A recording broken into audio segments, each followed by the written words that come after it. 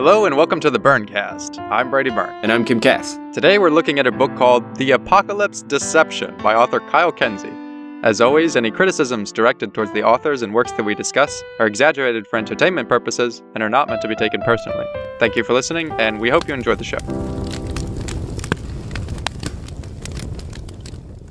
Let's talk about The Apocalyptic Deception. Let's talk about The Apocalyptic Deception. So, the first thing we absolutely need to cover on this book is the cover. Yes, I mean, it definitely has the best cover that we've looked at so far. It is simply what I can only assume is the author standing there beside two childish depictions of what action hero ladies might look like. One of them's in a bikini, one of them's in hot pants, both holding guns at really dumb angles.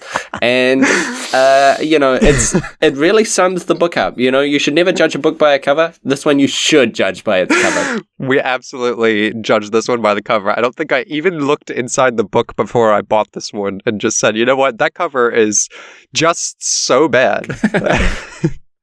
So yeah, it's like a flabby looking dude who's supposed to be like, I don't know, a buff military man. He's a G.I. Joe, basically. Yeah, but he doesn't have like a G.I. Joe face, you know? He doesn't have the chin. He just looks like a dude. Yeah, why would you put a man like that on the cover if it wasn't you? Yeah, I mean, if you're going to get two big-breasted models holding guns, why don't you also get like a buff Schwarzenegger-looking strongman as well? If you're going to pay actors to be on your cover, like, that's why it's got to be him. So, yeah, I really think that the man that we're seeing is Kenze, the man himself. So the cover is awesome, and the opening of this book starts with a prologue. Yes, and it really has the best opening line. Like we always talk about, we flip these books open and then, read the look inside feature on Amazon to just try to get an idea of just how bad the book is or how good it is. Yeah. Now, this one starts off, quote, "In the beginning, the mission was pretty routine. Some asshole with a rocket launcher painted a fucking target on his own head. All I had to do was take aim."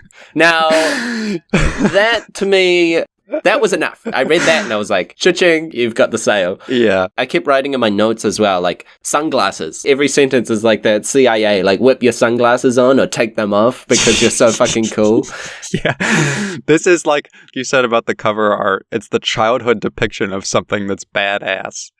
Because it goes on to say, like, location classified, dry mountain scrub, an uninspiring habitat found all over the world, from California to Afghanistan. Yeah. Date classified, local time, somewhere around noon.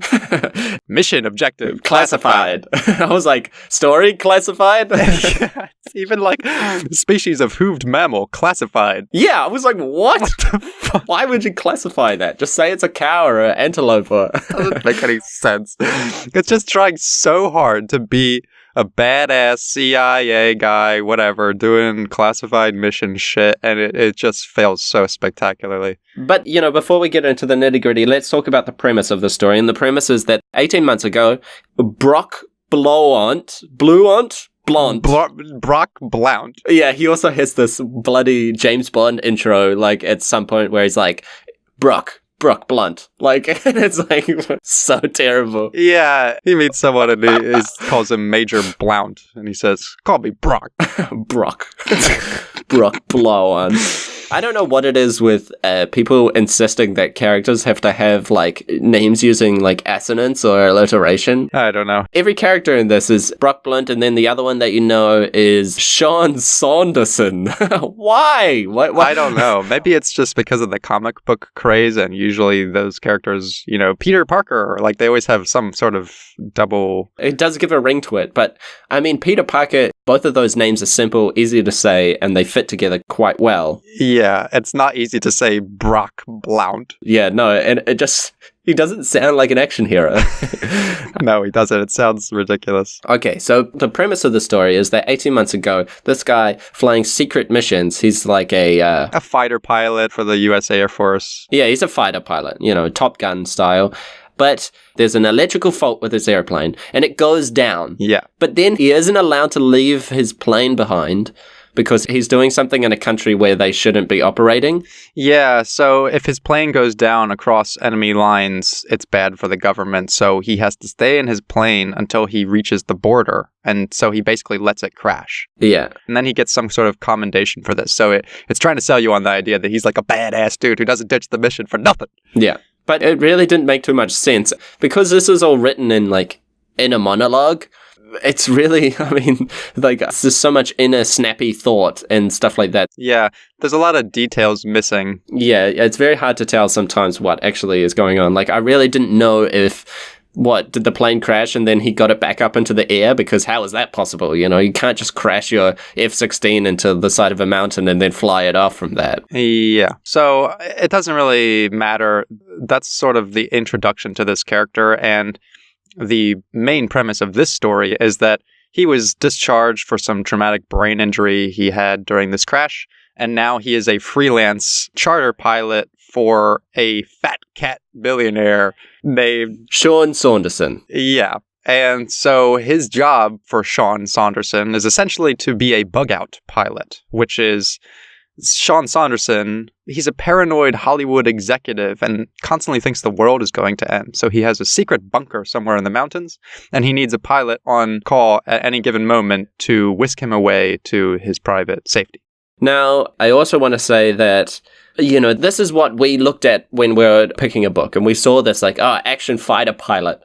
And we were in search of like a post-apocalyptic story, which is why this book has been absolutely shocking in what the story is actually about. Again, it's one of these things where we were both taken for a ride. Yeah, we've been tricked. Yeah, you could say we've been deceived. Yes. Little did we know that the apocalypse deception was actually in reference to the story itself, because it has nothing to do with the apocalypse. Yes, absolutely not. Or it does. We have no fucking clue. Well, no.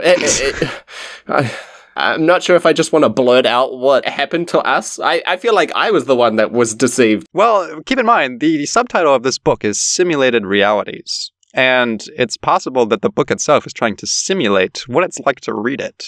by deceiving you into thinking it's a post-apocalyptic story. Yeah, and I guess we should just say it. It's just a sex fantasy. It's just a sex fantasy. That's it. Again, like, I don't know what compels people, or I don't know what weird world that people live in where they think that is a good story. I don't know, but literally every time we try and move further away from this type of writing, it's what we end up reading, and it's just a fucking nightmare. It really is, and I think this book was definitely the worst in the case that the majority of the book was sex. Yes. In depth, like weird, and not like subtle. No, extremely graphic. Yeah, extremely graphic, like perverse and crude, like just crude Yeah, and like as if someone's never had sex before, as I always assume.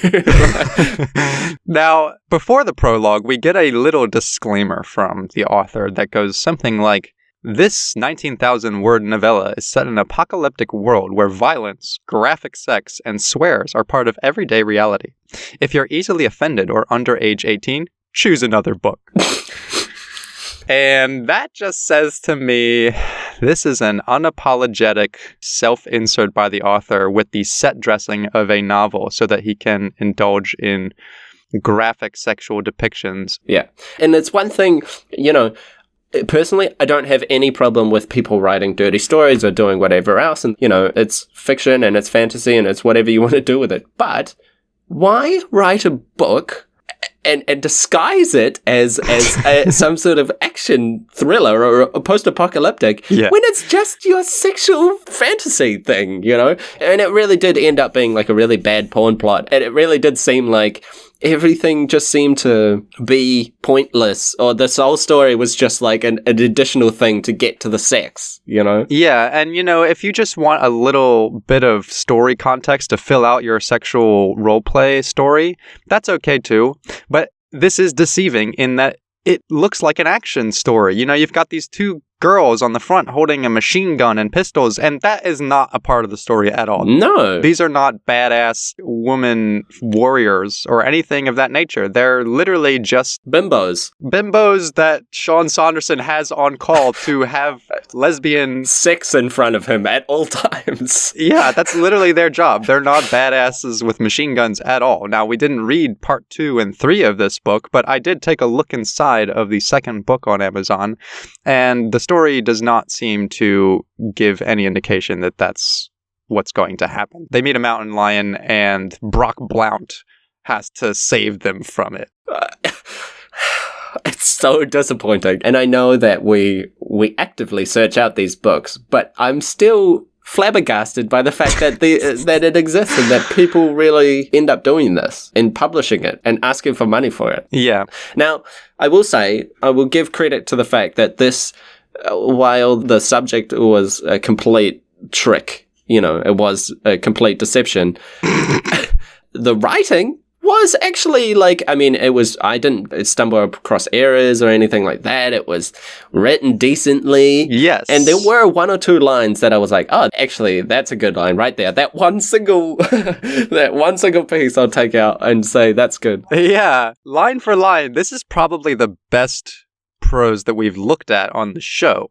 Now, that prose is utterly wasted on just random sexual encounters and blatant ego inflation, like serious amounts, yes. like pornographic amounts of ego inflation. Like, he really talks about how fucking muscly and manly he is, and of course you get a physical description. Yeah, and his mammoth-sized skyscraper cock. Yeah. It's just absolutely ridiculous. I mean, I swear, he's fantasizing more about himself, It's like really self-inflation. Yeah, this is what we mean by self-insert, and that's why it's so obvious that there was no story in mind here. It was just, have a little bit of set dressing so we can get to sex scenes and nothing else of substance happening. Yeah. And it's so funny because, again, I put myself in this position where I imagine the author writing it. And this time, I don't want to imagine that. No. I don't want to imagine him writing this.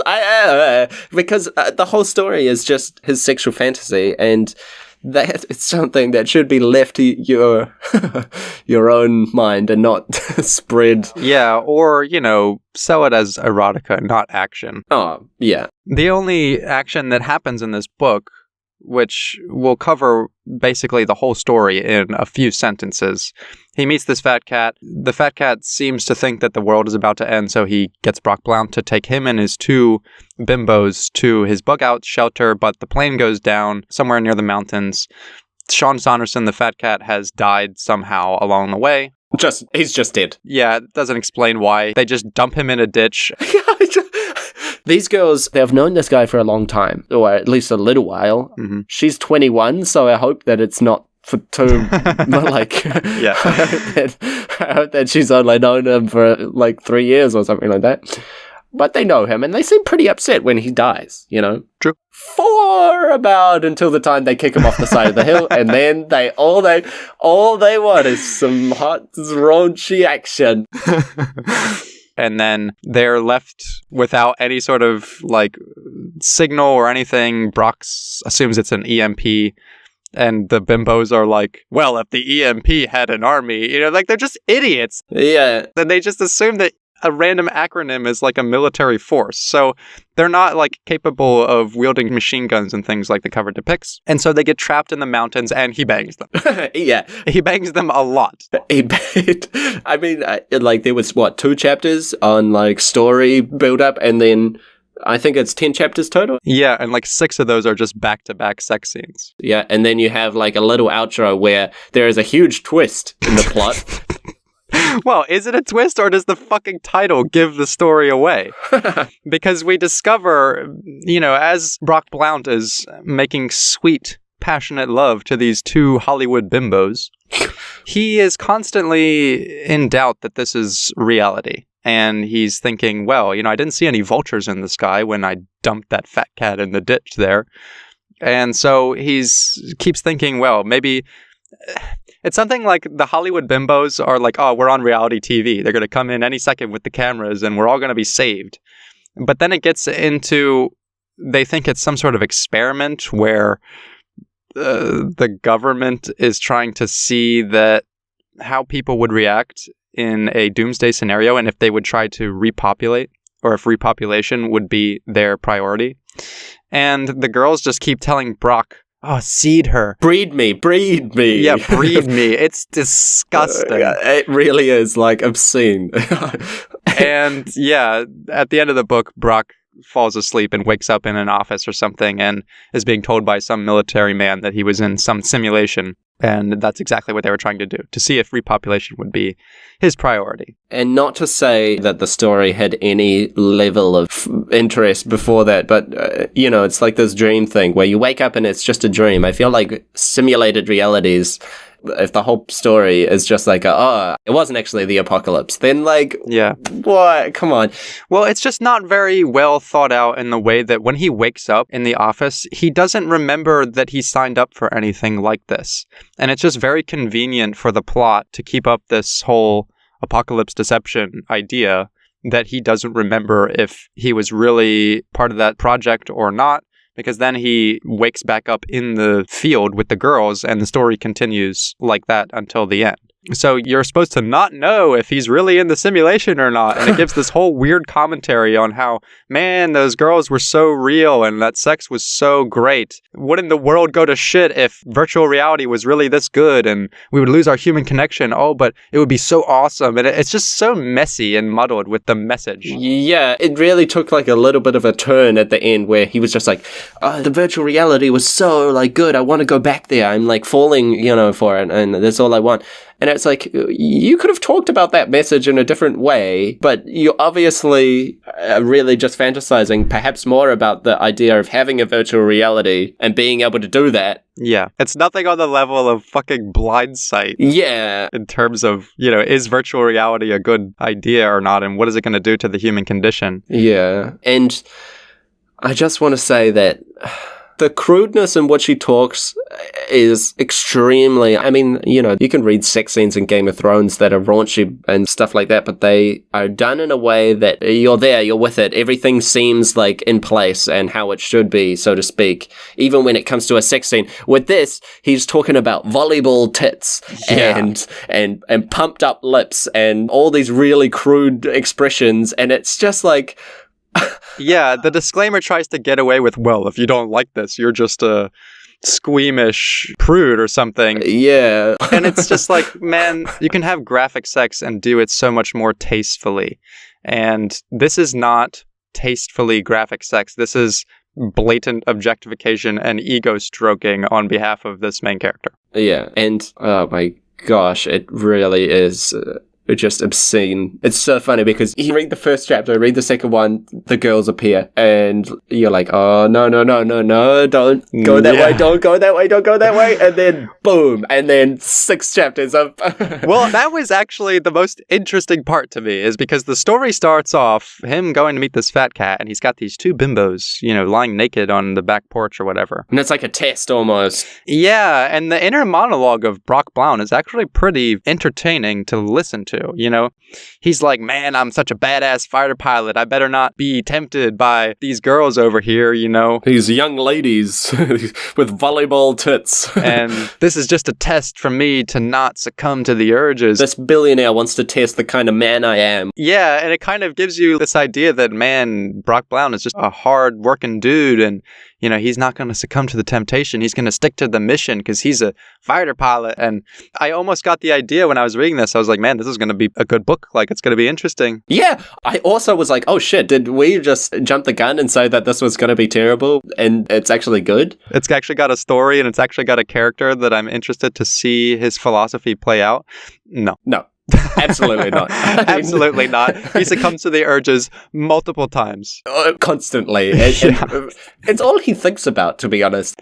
Yeah, every single time he's like, oh, maybe this is just a test. The whole thing is just a test, Maybe that wasn't really Saunderson and, he's just a shadowy figure that stands in place and he's watching me. He's trying to see if I'm a good fighter pilot and that if I would succumb to the urges. No, then he goes back to banging. No. Bang, bang, bang, bang. Monster cock, super muscly, I'm a stud. Yeah. Like, all the girls are just like having mind-melting orgasms. Yeah, it's so over the top. And again, we'll say, like, this is not criticism because we're squeamish prudes. It's not done in service of anything other than blatant wish fulfillment. Yeah, because when someone else inserts themselves into that, you don't feel like you're a part of it like you would in a normal story where you feel like you're really following something that's either very realistic or you're sort of participating or watching what's going on. This really feels like you're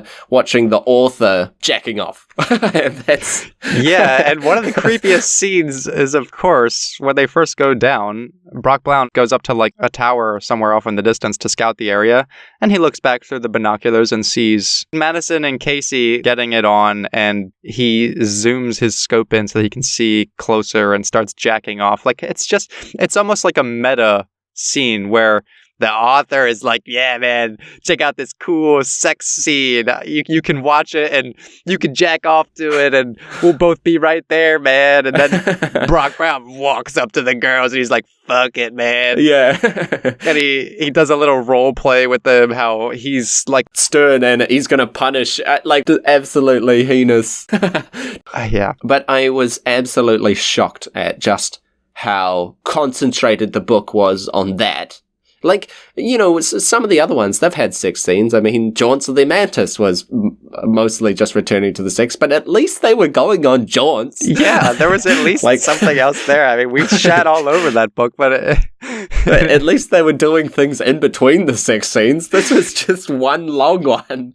And I mean, like, you're always just like, I turn the page and I'm like, come on, finish, like, just be on. And then it just keeps going. Yeah, they've gotten it on. Now they're going to pass out and he's going to wake up the next morning and we're going to do some more survival stuff. They're going to try to find the bunker. But it just goes, no. straight back into sex. It really is unbelievable that, I mean, I often wonder if people read their own stuff or they give it to close friends for them to read. And I did read a little bit about this guy's biography, and he said that he was like an office clerk or whatever, and he, you know, had a boring job and he would write these stories in his, you know, work time. Mm-hmm. Please don't write that at work. Don't write graphic sex. It's like all funny, like, yeah, write poems, write stories. What are you doing? Yeah, because we know that you're typing away and you've got a chubby under the desk, and it's like, that's not office conduct. That's really, really strange. And also, if you are going to write this graphic, it's basically just a terrible porno, like a B porno. I don't even know how to describe a subclass of pornography, but it is that.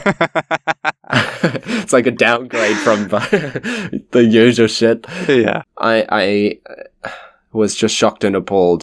This one really was the worst case of just not being what it's advertising, you know? Just being so far away from what you think it's going to be. Yeah, and I would say Depth of Reality Unknown takes the pin on that one. However, that book isn't advertised as anything. It doesn't even have a synopsis. No. So like, what? You can't really go in with any expectations. So yeah, I had no expectations of Depth of Reality, and I was still subverted. But this one, man, like, I really had an expectation, and this one just like... it let us down. It's like, imagine if you went to watch Avengers Endgame. Right. And you walk into the cinema and you get 5 minutes of Thanos. Infinity Stones. We have to get the Thanos. Yeah. And then it's just an hour-long porn. I mean...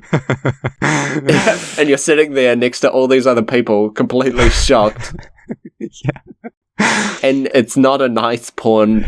No. It's like really silly, weird, and I feel like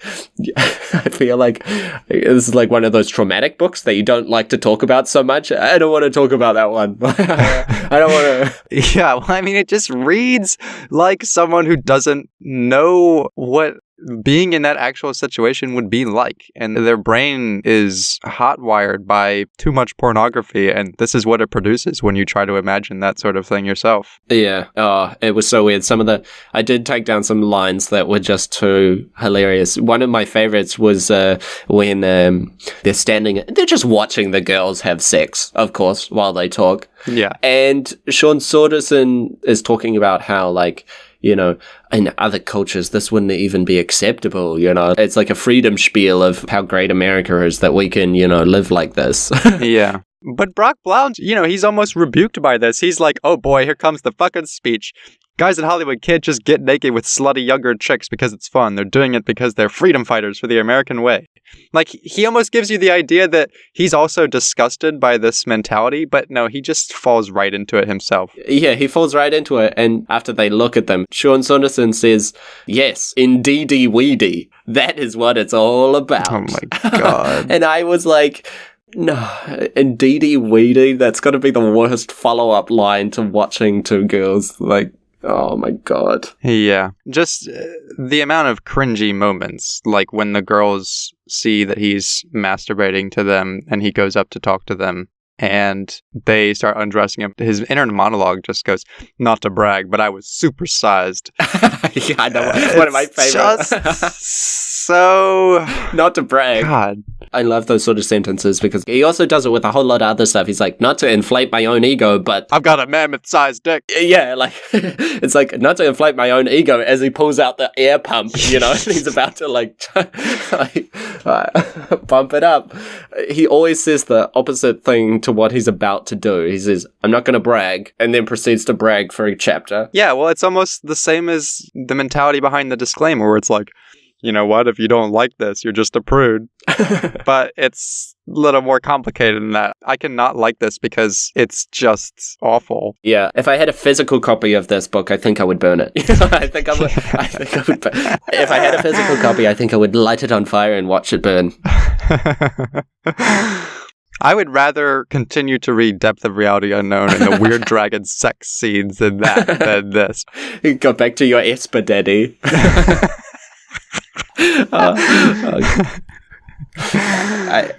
I to be honest, I would rather read Esper Daddy stuff than this. It's at least that's creative. Yeah, at least it's about family.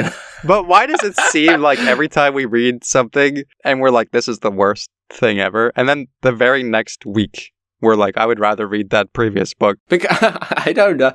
The Depth of Reality Unknown didn't reference Brazilian wax jobs 10 times in the book. And Depth of Reality Unknown didn't talk about mammoth man meat and supersized god cock. Like, it's just, like, come on, dude. Yeah, no, it was bloody awful. Yeah, I mean, I basically have nothing more to say about this. There is no story here. There's like 2 or 3 chapters that kind of set the scene, and then there's nothing else but sexy. Yeah, and obviously you can condense all of the sex down to like, a single sentence. They have sex, And if that is 80% of your book, then your book is left with an introduction and a weird twist where you find out that he's in a simulated reality. Yeah, and you know what? I'm really not interested in reading parts 2 and 3 to find out. No. And I really was hoping this was going to be more of a bucket full of bullets or a China strike where it was like silly action, but action nonetheless. And I was like, man, I might be coming back for the second and third. But there's no way I could read any more of this. No. You've tricked me, you've shown me your weird fantasy, and I'm not entertained. I don't like it. Don't show it to me again. I don't want to see it. Take it away from me. Let's hope that we're in a simulated reality, and we'll wake up soon in one where we haven't read this fucking book. Yeah. We're going to wake up and... actually, now that you say it, Brady, those trees look like they're watching me, so I think... Don't see any vultures in here. I gotta say, I love the part where they... Because Sean Saunderson just dies mid-flight, because to get to the sex, he can't be there, right? Yeah. Because Brock, he's obviously doesn't want another guy involved, so Sean Saunderson just dies randomly. The plane gets hit by the EMP, and then they parachute the plane down safely. And then they're like, oh, we have to bury him. Obviously, his 2 mistresses are quite upset that he's suddenly died, and they're in the forest. Mm-hmm. So Brock is like, oh, we have to get rid of the body. And they're like, we have to bury him. We don't want to attract any animals. And then Brock says, well, I'm not going to expend energy on any of that shit. So push him down a hill. Yeah. Let's not forget to mention that just like several of the other books we've looked at, the main character in this story is a fucking asshole. He's just... This guy is no different. He literally just, his employer just dies, and really, there's no reason for him to not bury him or something. I mean, they have all this like bug out gear. They literally have everything they need, including champagne, steaks, and potatoes. And it's really funny because they make this campfire, and he throws these fucking Kobe steaks, and it's like, oh, they were so mouth-wateringly good. And I'm like, way to really make the struggle for survival seem real, because you've just had a plane crash and you're just like, don't worry, came prepared, you know? Yeah, and when he wakes up in the office and the military dudes are like, you spent all that time just fucking like bunnies and you didn't spend any time making yourself survive. And it's like, well, then why did you give him like fucking dank ass food to survive off of? What else is he gonna do? Yeah, why did you make the situation so idyllic that, like, of course he's just gonna bang the supermodels? Yeah, like the weather's great. He's got bottles and bottles of champagne. He's got nice steaks that he can roast. And 2 nymphomaniac girls. Like, yeah, with only one thing on their mind. And so, of course, he's not going to expend the energy to do any survival things, because what the fuck else is he going to do at that point? Yeah, I mean, like, it's like, I could trek like 30 kilometers up these steep hills to this bug-out bunker that I don't even know if it's really there. Or I could fuck these 2 bimbos who are begging me to seed them. Yeah. And then your commander-in-chief is scratching his head like, well, I really thought you were going to be a brave soldier. Like, what went wrong? I mean... Oh, God. I would also like to say that this story really presents itself as like a gunfighter. I don't think there's a single weapon in this entire story. No, there isn't. Which might actually be the one difference between this and all the other books, because all the other books have had weapons in them of some kind. And I know he's a fighter pilot, but... like, he doesn't really kill anyone or do anything. He just pushes this one dead guy down a cliff. That's literally all the action we get. I have to go back to that because that literally made me scoff so much, because you get a scene where he watches him roll down the hill and, like, smash against all the rocks and boulders. He's like, damn, like, he's really tumbling. Like, he's such an asshole, yeah. Now I'm gonna fuck his 2 bimbos, like. Yeah. Now I can get back to the task at hand. Yeah, there's even a line or something where he's off doing something, and the line is just back to the girls. Like, it's like the author was writing, and he was trying to set the scene with the survival stuff, and he just got bored and was like, back to the girls. It's also funny because it presents these girls as obviously they're, you know, gold diggers or whatever. He doesn't explain it. And Brock also wonders, are these girls, were they porn stars? Were they, like, you know, actresses that Sean Saunderson met and got into the Hollywood? He does wonder about it while he's banging them senseless. Like, yeah, he does have thoughts. He does have thoughts that seem to conflict with his actions, but he just always, no matter what is pulling him away. That makes it all the better. Yeah, anything that comes through his mind, like, oh, is this a simulation? Is this a test? You know, should I be doing this right now? None of it fucking matters, because he's got these 2 bimbos, and they are begging him to seed them and to make babies with them. We have to repopulate. Like, the plan is really bad. And come on, guys, don't even bother trying to repopulate the planet. Yeah, I mean, it's constantly testing his sensibilities, because he's like, yo, you guys are only 21 years old and I'm 29. We got a couple of years before we have to think about repopulation. And one of the bimbos is like, oh yeah, but it's May now, so if I have a baby in 9 months, it'd be winter, and everyone knows that babies born in summer last longer than in winter. And he's just like, fuck it, you're right, let's fuck. He pumps his loads, like. Yeah. Any inkling that this straight shooting fighter pilot has some sense of a mission or keeping to his dignity is just thrown out the window constantly, because he just can't resist. Yeah. I am shattered to pieces. I really I have never before been so like You read this thing with your jaw on the floor, like, I can't believe it. I can't believe I'm reading this. Yeah, I mean, I read this from below the shade of my pinky as the rest of my hand was covering my forehead constantly. I was like, oh god, Brady's reading this. Oh no, like, I was like about to like write and say, I'm sorry. Like, I'm so sorry. Yeah. I put you through this. Yeah, well, I picked Depth of Reality Unknown, and that book fucked you up good. And we said we wanted to read something good next. We said we wanted no more weird sexual fantasies, and then you go and you pick this. Like, what else can I do? I swear, I tried to read as much as I could in the beginning. I didn't think it was heading that way, but I should have just seen the cover and thought that's what... What else could it be? Well, I thought there would at least be some shooting in it or something. I really didn't think there was just going to be sex and ego inflation. I think we're both left pretty speechless on it. Do you ever wonder if the show increases in size and these people might see their books on here and, like, they might listen to the podcast and then go, like, is this really all my book is? Or do you think that even if they heard our opinion on it, that they might just be like, no, they are in denial and that they actually think that this is a good story or that this is a story at all? I think denial is the word here because just that disclaimer tells me everything. No matter what we say or how much we try to break down, that our criticisms have nothing to do with the fact that it's graphic sex. They're just going to say, well, you're just prudes, and I told you to go read another book. Yeah. Even though we are criticizing it because there's no fucking story here, and there's no substance to the sex anyways. It's not hot, it just makes you cringe. Yeah. Oh, good lord. So that was Apocalypse Deception, and boy, it was a deception. Yeah. I really thought this was going to be a book that we were going to suggest people actually buy. From the first little part of it, I was really like, oh, this might actually be the book that we go, hey, pick this one up. It's funny and it's not written like trash and it's going to be good. And then, yeah, wow, how far it fell. The only mention of a fucking weapon is the rocket launcher in the opening paragraph, and then there's nothing else. There's no action here. Yeah. And all of that side of it was classified. We didn't get to hear that story. Yeah, including the grazing mammals. Yeah. So... next week on the show, we are going to be looking at a book called Hard Target.